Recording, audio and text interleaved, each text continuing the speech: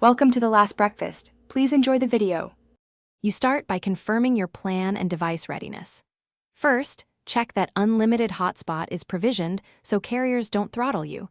This matters because policies affect speed. Next, move to a strong signal area and charge the phone above half to avoid power restrictions. Open settings and enable mobile hotspot now. Name the network and set a secure password. Choose 5 GHz when possible for better speed and less interference.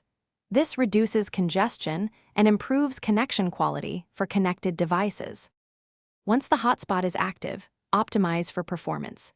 Limit devices to only those you need. Fewer devices mean fewer simultaneous streams and less chance of carrier throttling. In your hotspot settings, choose 5 GHz and leave channel on auto so the phone selects the clearest frequency. This is why many devices perform better. Set a max device count around 3 to 5 and turn off large background syncs on the host phone. Finally, prioritize latency-sensitive apps where possible to keep video calls and games smooth. You finish by validating the connection and preparing for issues. Run a speed test to verify throughput. If results are poor, move the host device nearer a window or higher elevation to gain signal strength.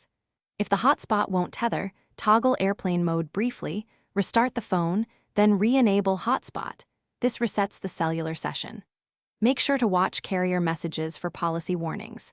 If apps behave oddly, consider using a VPN sparingly. Excessive VPN use can increase latency and trigger provider flags.